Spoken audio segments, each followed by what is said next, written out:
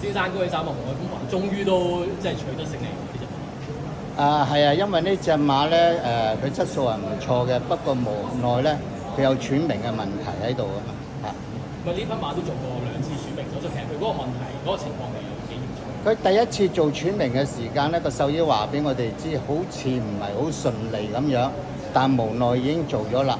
咁再到我哋操翻去跑陣時，發覺佢都改善唔多，咁要求獸醫再做多次。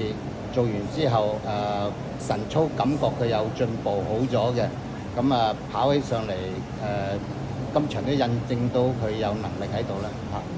今場係咪都即係辛苦話冇嚟幫頭咧？由於我哋都係第8檔啦，咁呢場1、2號馬都喺我之前預算佢哋都會有速度嘅，咁我都係同阿寶利講話你如果你夠快就自己帶啦，唔夠快嘅你就跟住嗰啲前領馬走啦咁樣。但係呢場佢嘅速度快過其他，咁佢順帶啦嚇。希望佢健康好翻之後繼續贏啦。多謝曬文先生。好啊，多謝。